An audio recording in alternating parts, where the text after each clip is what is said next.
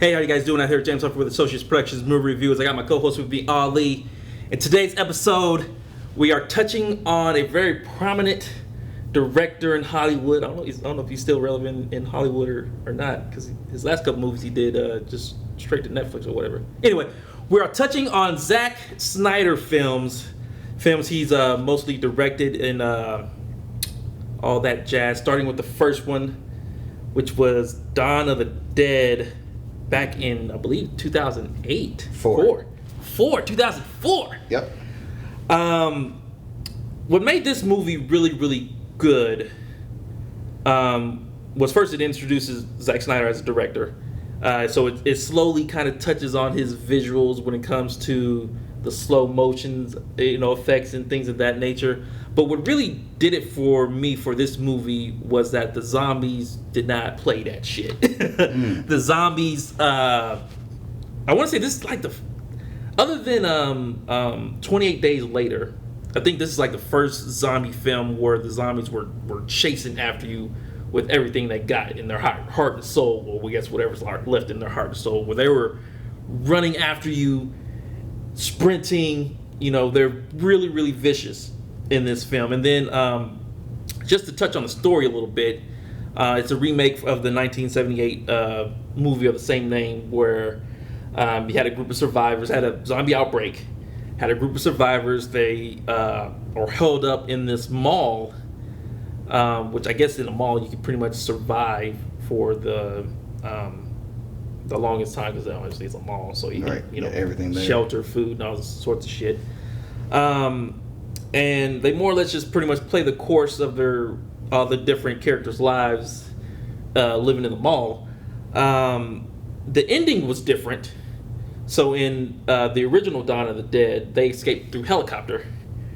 And then in the new film, the Zack Snyder film, they more or less escaped through boat. They mortified these buses to trample through the zombies, because then, as they all was in the mall, they obviously got surrounded by nothing but zombies. I don't know how the zombies even knew. Well, I guess they made a lot of noise and all sorts of shit, but I don't know how the zombies knew to migrate to the mall.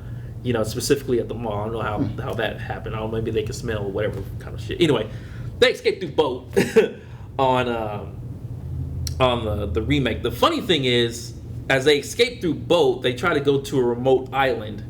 And as they got to the island, there were zombies on the island. And so, more or less, the end of the film was the zombies still killing their asses, eating the shit out of them. It's pretty much what happened in the remake. But then, like I said, it was still a good film.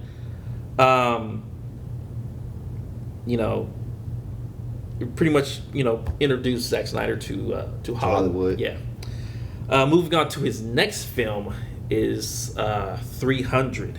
Which is an iconic film. Like, we just had a conversation about this at Volleyball Beach. But it's like, well, you got to do this. Like, gotta go review Zack Snyder films, and it's like 300.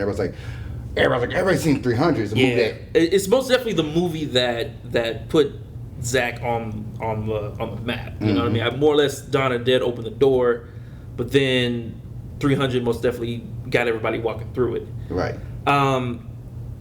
Because he really touched on the slow motion visual effects. I want to say this is kind of one of those films where it's very gory, but it's not very like it's digitally gory. It's not like bloody gory like your normal special effects in movies. And so when you see the blades going in there and cutting through and chopping heads and arms off, you see that digital blood that's squirting everywhere. That's really more or less nasty. I want to say at this point of his career, this is another adaptation for him. So the first one obviously was a remake of a movie. This one is actually a remake of a Frank Miller comic book. And so I thought that was pretty cool.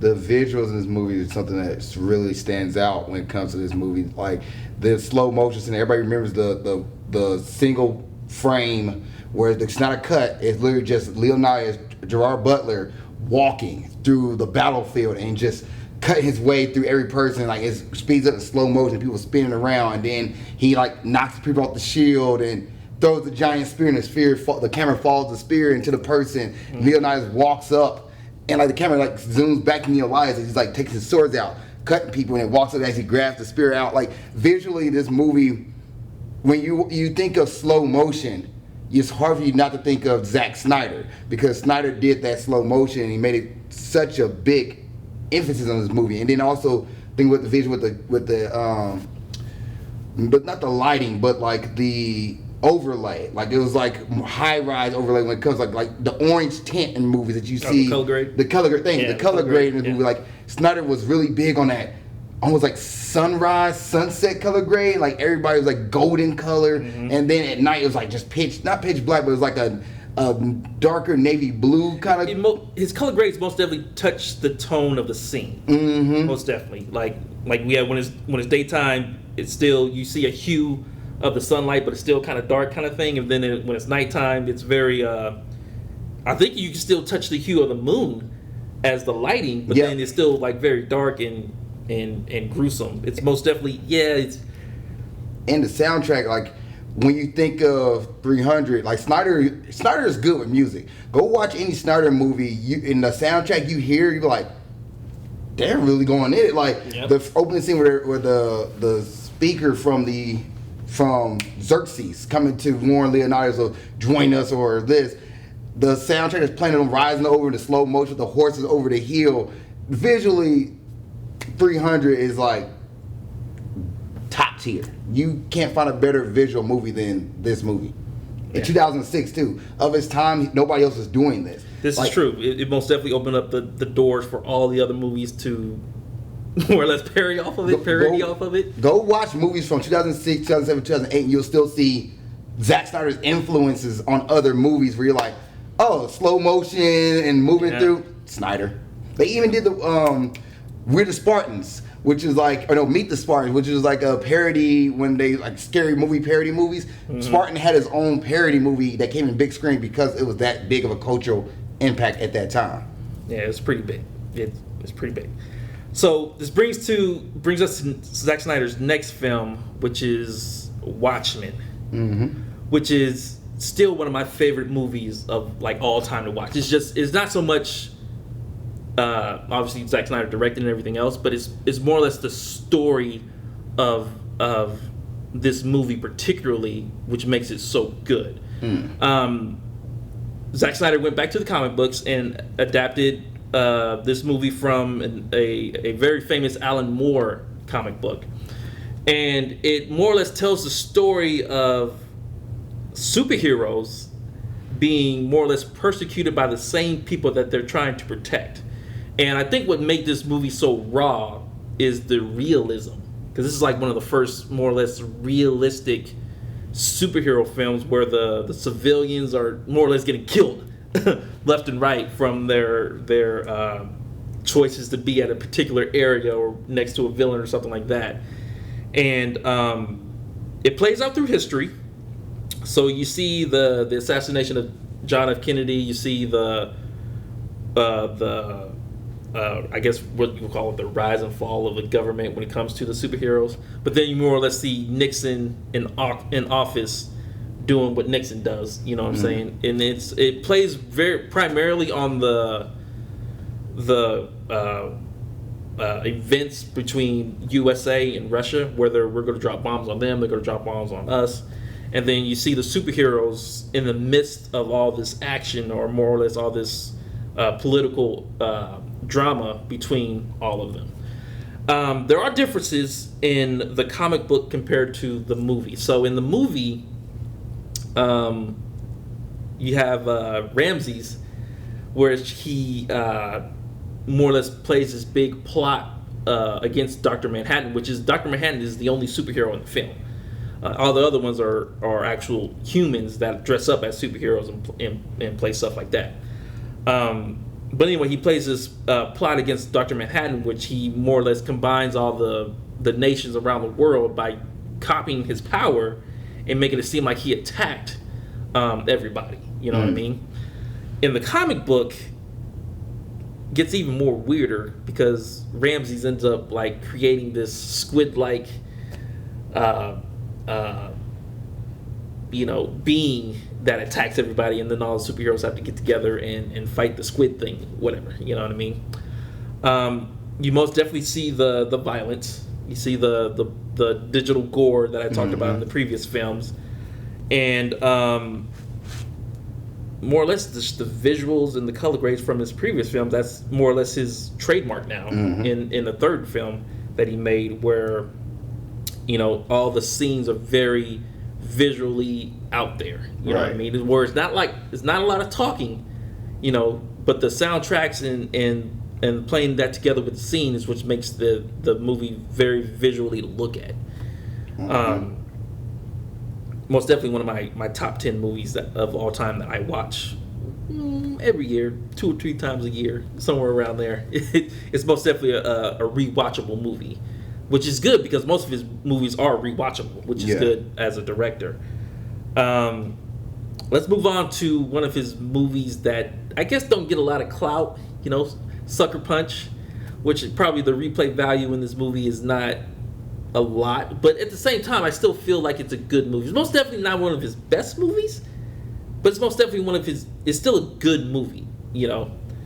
I think this is where his story writing, he tried to become a little more, because like 300 is very simple plot, simple story. Writing is not that much. You don't have to add it much. I would say this was his first movie that wasn't adapted from either a movie or a comic book. Yeah, so he didn't have a basis to go off of. And the idea of the movie is not a bad idea. Like, it's about a girl who gets sent to a ward pretty much after killing her father, who was trying to abuse his sister, her sister. And so I think the best part of this, like the first 5 minutes of the film, is that there's no talking. Yeah.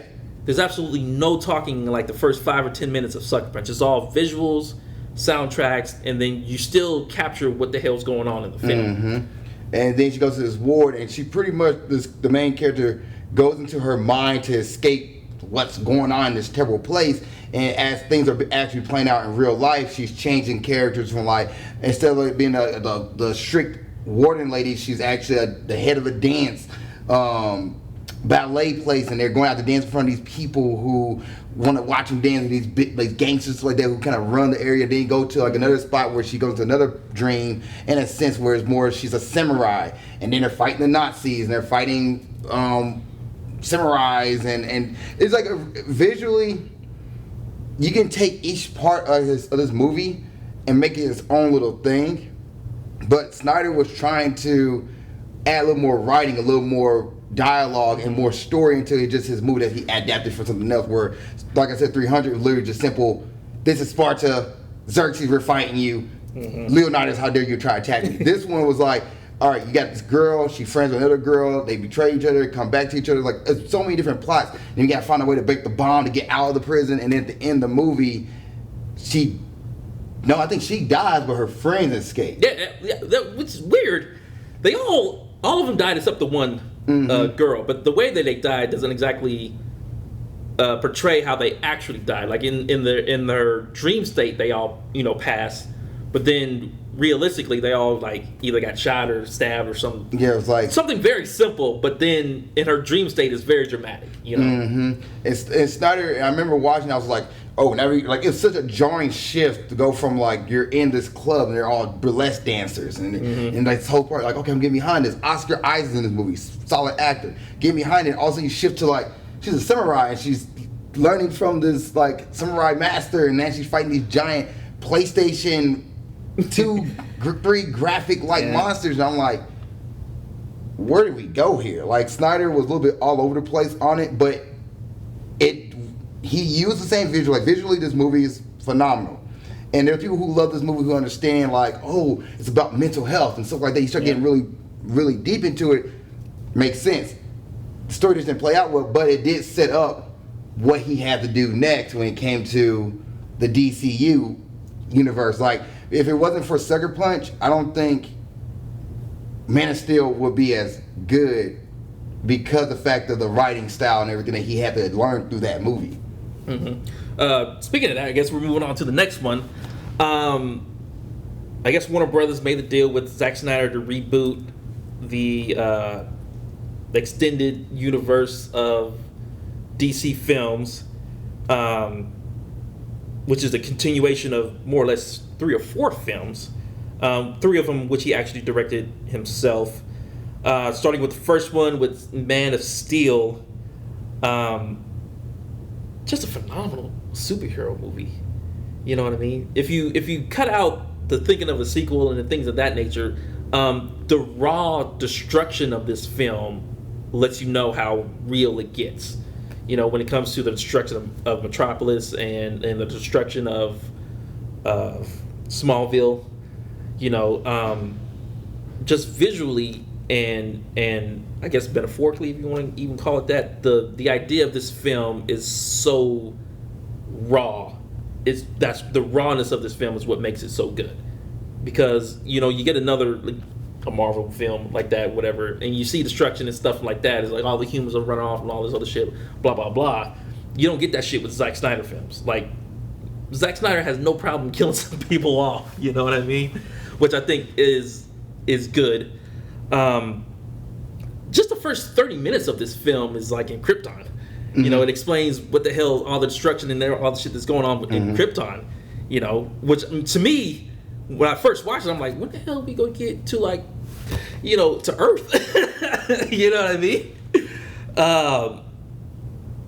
And so yeah, the first 30 minutes is destruction of Krypton. He finally gets to Earth, and it more or less shows the new upbringing of Superman. You know, where it comes to him hiding for 30 years, and then he finally finds out who he is, and then he finally comes out, gets his suit from his dad, kind of shit, you know what I mean? He starts to discover his powers, you know, he discovers flying and all this other stuff. And of course, coincidentally, has all this stuff happen. Some villains come down to, you know, fuck his shit up. The destruction of Metropolis, that ending fight scene where Superman is going up against Zod, and they are literally just flying around, destroying shit, you know what I mean? And then they went for space, took it down for space all the way back down to Earth. Obviously, the movie ended with Superman snapping Zod's neck and having all that controversy of that stuff. It's just an amazing film. Thoughts? I like this film a lot. It's actually one of my favorite superhero movies. The ending fight scenes, the closer you'll get to an anime fight scene. Somebody wanted Dragon Ball Z, like, I want to see Dragon Ball Z live action, not Evolution, but like an actual Dragon Ball Z fight. Zod versus Superman is probably that fight you'll get. The next closest one would be Shang-Chi, where he fights the Mandarin. Those two fights right there, perfect. Like, I mean, like the angle of Superman flying and punching Zod and punching their falling through buildings and stuff like that was great. But you also got like a plot where like Superman has to grow up and like destroy a robot machine. That's not really that good. And then prior to that, you got Superman versus the 2 other Kryptonians, which is also a pretty good fight scene that's in an IHOP and a Sears. The fight scene choreography in this movie is solid. To get up to that point, though, it is a slower paced movie. You will have to like sit down and sit through some stuff, sit through some talking points, and Superman getting told by his father that like you shouldn't save kids, but Superman's like, well, that doesn't make sense, Dad. Like, yeah. I need to, like, writing wise, it doesn't really portray Superman doing much hero work in this movie. So a lot of people who are superhero fans will say, well, how come Superman's not saving people? How come Superman's not doing this? Because the origin tale, he's riding off and hiding. Like, there were times where he'll save somebody, but then because the only reason he'll save somebody because he was in that position. Like, he worked on an oil rig and the oil rig blew up. He saved he was on a boat and the oil rig blew up, and he looked over and went over to save these people and then dipped out after they figured out how the heck you're on fire, but yet you're saving them. It's most definitely the journey that took it for me, that got me wrapped into the whole movie. It's the journey of Superman, him becoming Superman, not just putting on a cape and saving people. Right. Which really draws people in. You know what I mean? But it is a slower paced movie though. Yeah, with that most being said, that first half is like really until he starts learning how to fly and accept who he is. The movie is a slower pace, and so you're sitting in this 2-hour movie. 45 to an hour of it, you might be like, 30 minutes you're on Krypton. You're like, what the first 30 minutes you're on Krypton. Then you got like another 35, 40 minutes, and then really the last half of this movie is the action sequence from the IHOP to Sears to Metropolis. And it's funny because Snyder doesn't show people getting killed. He just shows a lot of people running away, stuff like that. It wasn't until people complaining about, well, aren't people dying and they're destroying stuff, and the Superman snaps somebody's neck, like they destroyed the whole city. Marvel did the same thing, and Marvel also tried to touch on it in Civil War, but they destroyed the whole city. Ultron destroyed the whole city. Like, because they didn't show people dying, people were like, well, Marvel hasn't done it yet. I think Man of Steel came out in 2011. Yeah. Right before, it came out, as you know, it came out after Avengers. It came out after Avengers Endgame, or Avengers 1. No, Avengers 1 came out in 2012. That's what it was. So 2011 was Man of Steel, like in the summer. 2012 was the Avengers, but nobody talked about I guess at that point, because Man of Steel was the first one where you see such destruction. You're right. In the film. So that's why people was upset about it, and Marvel's like, y'all think that's bad? Wait till you get the aliens come in. So, which is funny because both movies are about aliens finding their place or fighting, destroying cities. Yeah. Speaking of destruction, though, because you really don't. You see the destruction, shit going on, right? But then it's only until Batman versus Superman. Oh, I can fix that.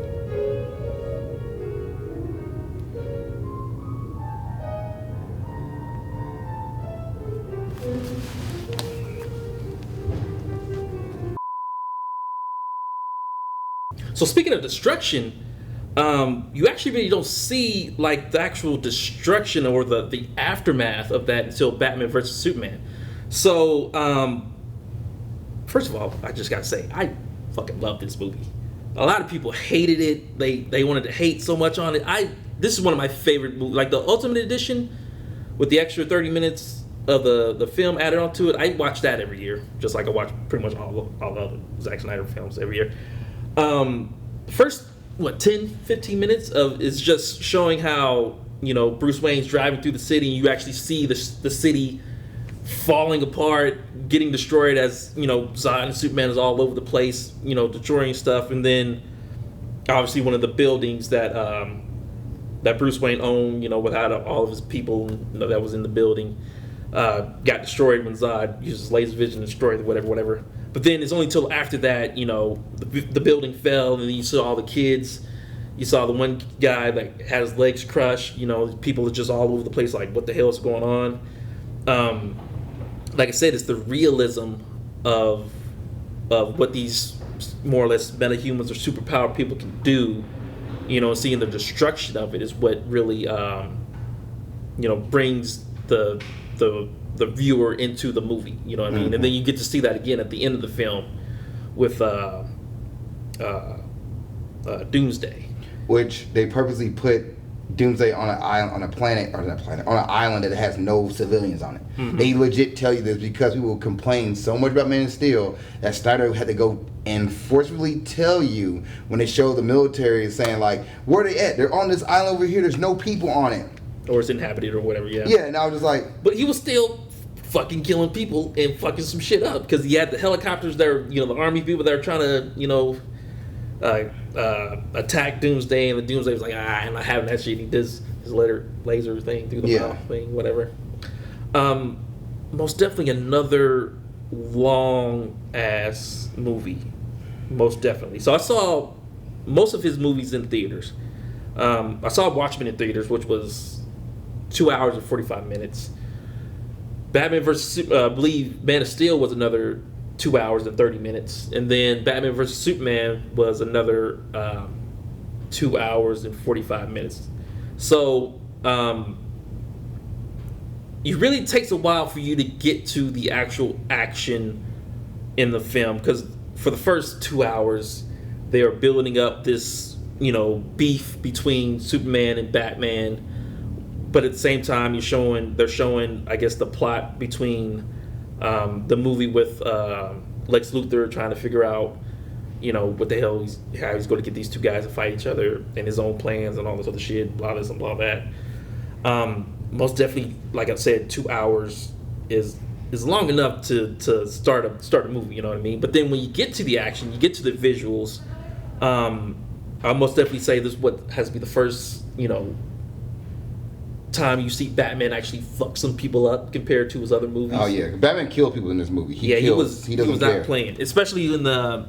I think Zack Snyder lets you know that Batman doesn't play that shit when it comes to the Batmobile scene, where people getting flipped over, ran into it, and all the stuff, and then it's like there's no questioning it. Like in previous Batman films, previous superhero films, like you question like, oh, that dude, he survived, whatever.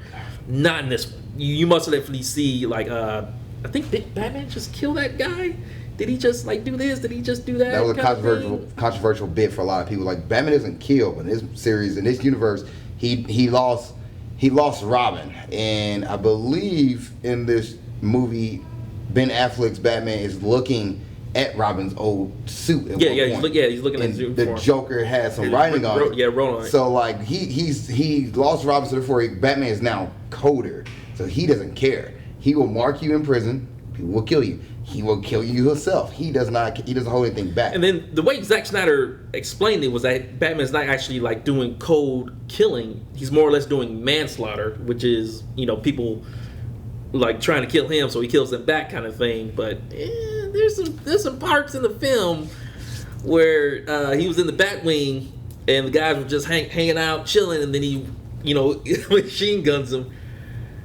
The fact that you have to explain that as a director, it's not a good thing. Yeah. Like, as a director, you should not have to come out and say, well, my movie is actually about this. We don't need to know what your movie. We should be able to watch the movie and interpret what you want and what you're trying to go across. And if it's too much of a controversy, then you come out and say, oh, well, actually, this is what I came up with. Maybe my idea went a little too far this way when I put it together.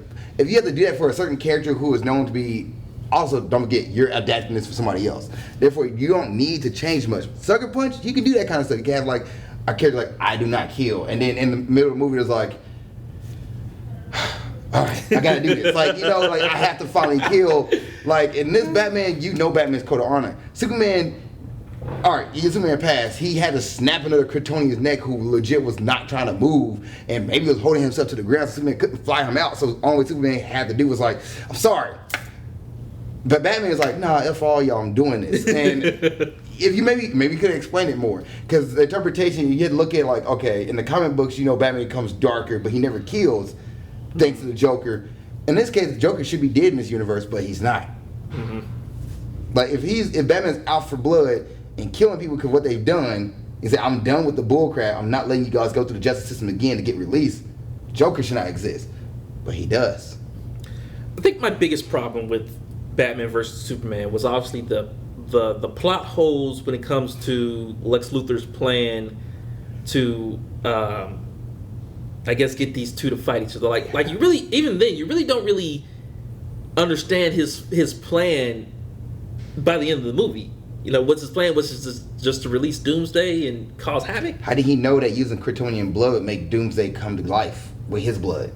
I mean, he don't. There's so many variables in Lex Luthor's plan, so he's like, okay, so I need to get Batman versus Superman to fight each other. So I need to get Batman framed as a bad guy. I need to get Superman framed as a bad guy. Have Clark Kent meet Bruce Wayne for just unnecessary reason. And then I need to kidnap Lois and kidnap his mom, Superman's mom, just in case they don't fight each other. Batman, okay, I don't know, having backup plan for you. And then Doomsday. Again, you would think Batman was smart enough to see this guy's plan. Like, you can tell, like this dude is baiting him to hate Superman. You know what I mean? So I'm like, how can you not? I understand where you think, okay, Superman, being alien, he fucked some shit up. We need to come up with an idea or a plan to stop him in case he goes rogue. I understand that 100%. But it's like, how could you not see that Lex Luthor was playing you this whole time, even sending you the letters with the whole you let your family die kind of bullshit and all this other stuff, like, and then the Kryptonian rock, the whole Batmobile scene was kind of pointless because if you were going to steal the damn thing anyway, what was the point of going after it and then, you know, finding Superman there in the first place? You see what I'm saying? It didn't make any sense.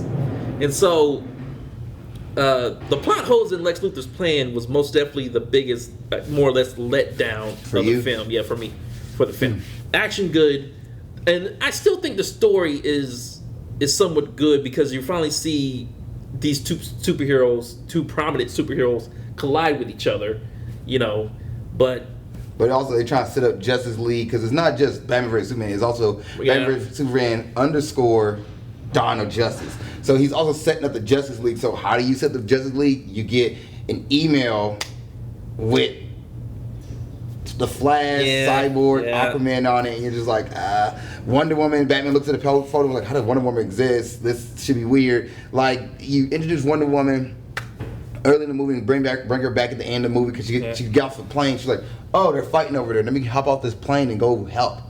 Yeah, although she's been hiding for how many years now? You know what I mean? So it's like, well, I guess because 1984, so it would have been 30 years she's actually hiding out at this point, something like that. Like, I don't know. To me, it was too much. They were trying to do too much with the storyline.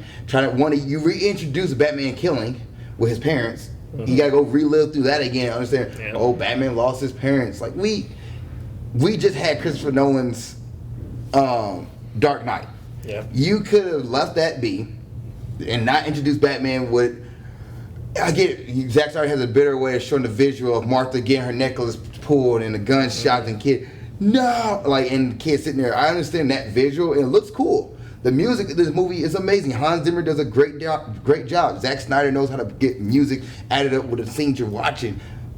But at the same time, the storyline with this movie, you could have separated this. You could have had Batman vs Superman and left it at that. Mm-hmm. Then you could have made another movie called Dawn of Justice. Or you could have done Men of Steel 2, Batman v Superman.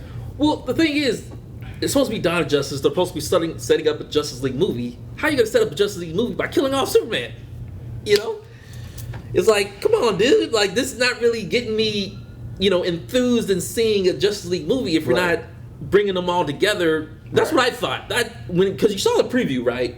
You know, the trailer where they brought Doomsday out, like, oh, they're going to fight Doomsday, whatever. And then, of course, everybody knows that Superman... Death of Superman, one of the most iconic storylines. Iconic things, whatever, where, you know, he dies. But at least by then, I would think at the end of that film, they would have brought all the members together. You know what I mean? They didn't do that. They more or less introduced them in 30-second increments, and then that was it. You know, and so let's go into Justice League. Going into Justice League is like, how do you plan on putting all this stuff together? Of course, Justice League is the longest of the film. Snyderverse, you're going to... Might as well go ahead and go into Snyderverse. Okay. You know, because I'm pretty sure everybody's seen it by now. If they haven't, like, what the hell? Why have you not seen Snyder versus Justice League? Because everyone sit there and watch the first one with Snyder and Josh Whedon, which you're thinking, oh, Josh Whedon hops in. Josh Whedon did, the Avengers movie. This is going to be, and Warner Brothers hot thing, because Snyder lost his parent, or lost his daughter. Yeah. But although he still got credit for the movie. Yeah. He still got credit for directing the movie. Yeah, him and Whedon is like a collaboration, which are two different types of directors. Mm-hmm. Whedon is more like happy-go-lucky, campy, Marvel. It's really more Marvel fit, and Snyder is more dark and more realism in his superhero. Mm-hmm. So put that together, and what do you get? A mess of a movie where... You get a smiley, laughing Batman. Yeah, and then and also because I guess Whedon was like, Cyborg is not a big known character. We're not making Cyborg... Cut 30 or an hour of his film out there. And here's the thing. This is what makes the movie kind of so trashy. It's not so much of the story. Is that it changed the visuals and the color grade in the film, which is obviously Zack Snyder's trademark. Yes. And that's what made the movie made it so bad, because it's so different from Man of Steel, Batman vs Superman. You see that the colors in the visuals are not there, and so it's like, okay, this seems like a shitty ass Avengers movie. Yes. Yeah, which is literally what happened, was it just became a shitty ass Avengers movie. You don't really see the characters being characters. You see the Flash do little Flash shit. But then he doesn't really fight. You know what I mean? Obviously, you see Wonder Woman fighting Steppenwolf a little bit, but then Batman's kind of lingering in the background, fighting the little aliens to get his ass whooped, kind of thing. It's just they cut so much shit out of the film, it just did not make it good. Yeah, you know what I mean. And so when you get to the 4 hours, which is cut into like 6 different parts. Oh, it was 4 parts. It's 4 parts. It's 4 parts? It's 4 parts. No, yeah, it's only 4 parts. Because I remember watching, because it chopped up like an episode. It might took you 6 days to watch it. No, it took me 2 days to watch it. It took me about two days to watch it. Okay, but 4 parts. It was 4 parts. It's like they added so much shit in the film. Like, it's a totally different film. I don't know what the hell Zach was thinking if he would have released this in theaters. For it to be 4 hours. It has to be the longest film to be released in theaters for 4 hours. Anyway, I want to say my problem with this one is that it's so overwhelming because they added so much shit that's going on in the film. They added the whole backstory to the cubes, how the cubes were missing. They added the whole Amazon warrior thing in there. That was just like a whole hour in itself. They added the whole hour of Cyborg in there. They added the parts of the Martian Manhunter, which was a good discovery. Yeah. That this whole time the Martian Manhunter was the General Wiki or whatever the hell from the previous 2 films. Yeah. Which I thought was good because obviously the Martian Manhunter this whole time was hiding on Earth before he actually came out to whatever. And then they added the bits and parts of the Flash. Everybody kind of had their own little origin story that's going on.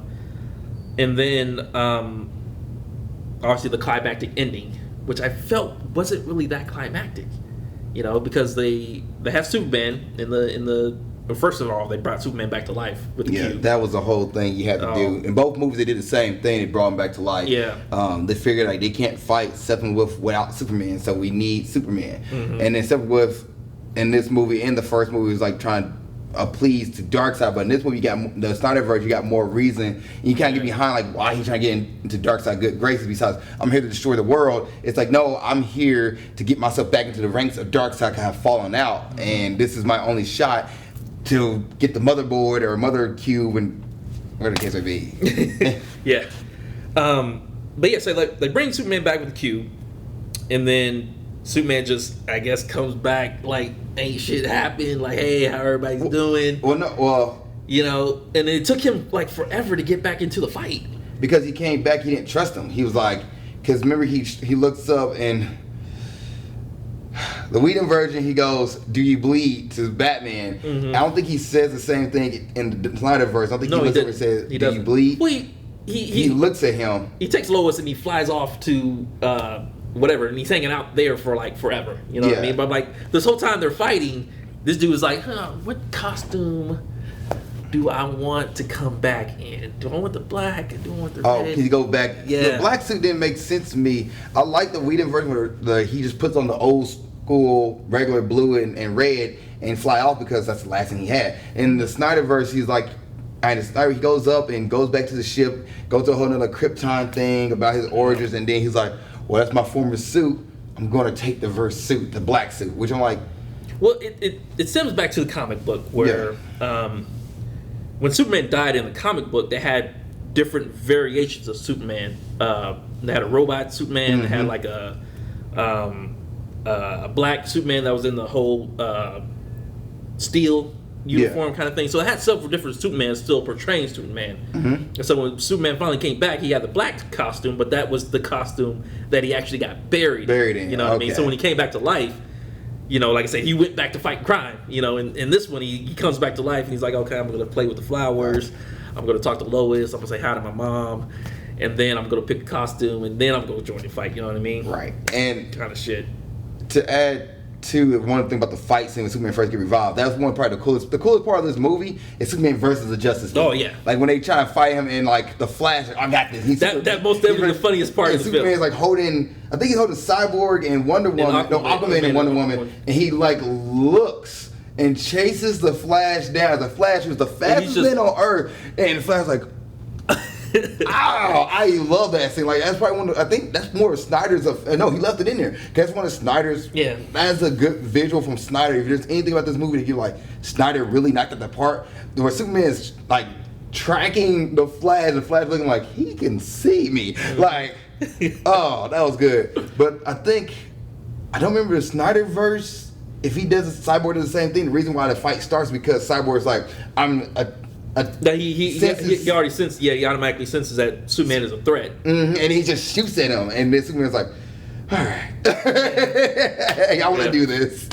But yeah, he takes Lois, and Lois like, in the Snyderverse, him and Lois and his mom all have a conversation, and that would make Superman like, "Well, because I go help." Like, yeah, you know what I mean, type shit.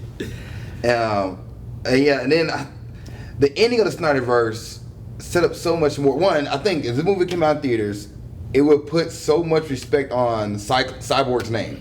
He would have got Ray. I think we can't think of not Ray. No, not Ray. Ray Fisher's the actual character's name, but the actor himself. This would have been his breakout movie. Like it was legit a Cyborg movie. Mm-hmm. With everything else around, like Cyborg was the one who had to reverse everything to stop the technological stuff going on with the mother chip. You keep thinking of motherboards. I want to say motherboard, but it's like mother boxes. Mother boxes. Yeah, because the mother box is like a technology thing that Cyborg can adapt to. Because Cyborg is made from the mother box, so that's why he can adapt to and shut it down. The Flash, because in this version, the Snyderverse, the Flash had to reverse time because the superheroes actually lose. They lose to Steppenwolf, and Flash starts running. Yeah, he got shot by that one fucking parademon. Yeah, you know what I mean. And so Flash is like he had to start like moving, and he reversed time to get them right back into the spots and say this is gonna be have to do different. In the Whedon version, this was what the Flash did: save the civilians. Okay. Yep. Yeah, all that stuff was cut out of the film. I actually think so. So Zack Snyder's version is like about 4 hours and 5 minutes, but I think Whedon's version is only like an hour and 45 minutes. I think maybe pushing 2 hours. It's 2. So you imagine cutting 2 hours out of a film. Yeah, that also hurts your other character. Apparently, Whedon was like, "Oh, well, nobody's gonna get behind Cyborg." This is what you for bigger movies with a big cast, and you have 3 characters who's already been defined. You know who Batman is. You know who Superman is. You know who Wonder Woman is. We just came out with Wonder Woman before this. We don't need to have their story fleshed out. Okay, you want to give the Flash some heat, but the Flash, everybody knows who the Flash is.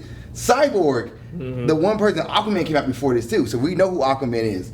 The Flash was Cyborg was the one character that, unless you watch Teen Titans Go, or not Teen Titans, well, yes, Teen Titans Go, Teen Titans Regular, you don't know who he is. Nobody, like the general audience, you go talk to regular people and say, do you know who the Flash, if I show you the picture of this character, you know who this is.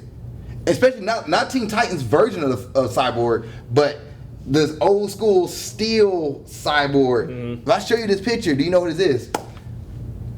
I'm going to give you maybe 1 out of 50 people. I went to talk to those 50 people. Do you know who this is? 1 out of 50 might give me. That's Cyborg. Flash, maybe 30 people. People know who the Flash is. Wonder Woman, that's Wonder Woman. Batman, that's Superman. Aquaman, Jason Momoa, Aquaman. Like, yeah. So that's one thing, but like the ending to it, because they did open up to a prelude to another. Here's the thing: movies. They opened it up to several different movies now. They did. Like the idea was of Zack Snyder's Justice League was to actually open doors to many different movies, because all these other superheroes had their movies. So Cyborg had his own movie, Flash had his own movie, Ben Affleck was going to do his own Batman movie. Obviously, Henry Cavill was going to do multiple, more Superman movies. Mm-hmm. And so the ending of this film, like I said, opened up so many doors from obviously having another Justice League movie with Doomsday, or not Doomsday, but having another Apocalypse. Apocalypse or Darkseid. Darkseid, yeah. Apocalypse. Supposed to open doors for Darkseid, and then it had the Martian Manhunter and all this other stuff. So they had so many different things going. It's just the movie did so bad, they just canceled and quit everything. Like Jared Leto's Joker from Suicide Squad is in this movie, and he has a talk-off with Batman, and you're like, wait, where did Jared Leto come from? What? Oh, wait, so that's canon. Suicide Squad was a canon movie. Well, we actually see, several different of Batman's nightmare sequences in the film. Yeah. where we actually might see a bad Superman, like what happens if Darkseid gets a hold of Superman or that brainwash one's him or that's whatever. the Man of Steel. That's the Batman vs Superman. Well, they had Batman vs Superman, but then they had another nightmare sequence at the end of Justice League. Yeah, the nightmare sequence where like he's with Jared Leto and them, and like you don't see Superman, you just see like the wasteland of No, Earth. Superman comes at the end of it. Remember? So Batman and Jared Leto they talk words, whatever. But then they're like, oh shit, he's here, and then Superman comes down. But you don't see him, right? Yeah, you see him. Oh. The thing is, he's not wearing his black costume though. He's wearing his regular blue and red. But then they're preparing to fight him. And then it cuts. And then it cuts. Okay. And then the Martian Manhunter comes. And at Batman's door, like, hey, I'm here. Yeah, kind of shit. But yeah, that's more or less the end of Zack Snyder's superhero films or whatever. So obviously with the death of his daughter, he kind of took a couple of years off. Now that I'm thinking about it, took a couple of years off from directing. But then he comes back with a Netflix film titled Army of Darkness, which is it Army? No. You give me that look. What is it called? Think of the first one, or think of his first film. Dawn of the Dead. Yep. Oh, Army of the Dead. Army of the Dead. Yeah, sorry, my bad. That's my fault. Army of the Dead, which puts him back in the grips of zombies. Mm-hmm. Except these zombies are actually a lot like his Dawn of the Dead zombies, where they're chasing after you and all that other stuff. But this is more like this zombie outbreak is more like a nuclear, or not a nuclear, but a government weapon that went sideways. Yeah, he breaks out and then he takes over Vegas, and so the government pretty much encirculates Vegas, like Fremont, Vegas, and that whole street. Mm-hmm. Like they circulate that, and pretty much cut off Vegas from the rest of the world because the zombies go to Vegas. The main zombie goes to Vegas and starts eating everybody, turning everybody into zombies. So once everybody gets turned to a zombie, they eat another person, turn another person to another person. But then there's like a zombie hierarchy. So the dude who started it was a zombie king. So he's like the zombie king, and then he has a queen, and he like finds women to mate with them to make them queens as well, and then he'll get more babies. So eventually, I want to say Snyder, the guy that plays Scorpion, he's in this movie. And he gets Bautista and a few other people to go grab like money from his vault. So the plot of the movie is odd because he gets a bunch of people that have obviously there are several different talents or whatever. But the plot of the movie is for get these guys inside to steal a bunch of money in one of the banks in Las Vegas. Mm-hmm. Obviously, one guy had a side mission to get a sample of the zombies, whatever. I think the king, right? Like he had to get like a high. It had to be high. It wasn't like a. I think he killed his wife though. Yeah, they killed his wife, and then think the baby was in it, so they tried to take the baby out of her or something. I thought he took the head. Took the head, okay. Something like that. Because the king does flip crap when he sees. He flips shit. Yeah, he flips shit when the wife is dead. He starts going on an attack where Bautista fights the king. I think they kill the king, but Bautista also gets turned into a zombie. But he's not getting infected. He got infected. He got scratched or something. Yeah. So he gets infected. So like he kills himself. His daughter had to kill him, or I'd say had to kill him, but his daughter killed him. Whatever. And there's like and the ending was actually really good, because everybody kind of died in the film. Yeah. Except for the one guy who hit into the bank. Yeah. I was like, oh, this is perfect. Why? But then someone's like, what about the nuclear waste and everything? Like, I don't care. Like, the government is going to drop a bomb on the. Yeah, the government drops a bomb on it to kill them all off. So. Oh yeah, that was part of the plot because he wanted to get all that money before the government dropped the bomb on there. Mm-hmm. Right. Okay. Which, if it's in a safe, then there's no point seeing people in there. You can just wait till the government drop the bomb and then sneak into it. Dude, why you had to drop that biggest ass fucking plot hole in the film? Because that actually makes a lot of fucking sense. Because at the end of the movie, the one dude gets out like, oh, and then he gets like, because he has all the money. Yeah. So they were better off just saying, why don't we just wait till they drop the bomb, and then we can just go in there and then take the money. I guess the only thing you had to worry about was like the toxic waste or whatever the case would be. But I just thought about the end of the movie. He opens up and then like he realized in the airplane, the plane's like flying out. He had like a nice jet and everything. He realized like, I think he like looks at himself in the mirror like, oh. Yep, he got bit or scratched. So the zombie outbreak continues because he's gonna be the next Agent Z or not Agent Zero. What you call it? Case Zero or something like that. I don't know. But visually, this movie obviously has it with Bautista and all the other people killing all the zombies. They had a really, really good sequence in the casino where they're just shooting everybody up. Like I said, these zombies are different, so they had like fight scenes, you know, in the film. There was intelligent zombies, so there was like a hierarchy. So you had like the little zombies who was just like go get them, and they just direct it and go, and they fight and stuff like that. Then you had like the generals who's like they was the head of it, and then you had like communicate with each other, like hey, do this, do that, kind of shit. Yep. And then you get the king who's like over everybody, like he's the head of it. Like the zombies are more intelligent than any other zombie movies that you've seen to this point. Another thing, the pilot lady, she was not made. She didn't film the movie with the rest of them. So what? She didn't film the movie with the rest of them. She actually got edited into the movie. Oh, I didn't know that. Yeah. So that's like another thing toward Zack Snyder's creativity and greatness. Like the pilot lady, she was actually filmed later and then edited into the movie to make sure like she was in it. So the cast, they was actually talking to a prop or something. Like a mic. Yeah. And she will respond back to him, but via another time. Like it was actually done really well. So it looked like she was in the movie, like filming with them, but she was never with them during the time of filming. I think COVID probably had something to do with that too. Oh yeah, because that did happen during COVID season and all that stuff. What's going on? Yeah, I forgot about that. Overall, let's go ahead and close it. Overall, I would say he's probably my favorite director. A lot of people think, Quentin Tarantino and all these Tony, whatever. I would most definitely say Zack Snyder is most definitely my favorite director. His visuals, the way he tells the story without having to speak, I think is very talented of him.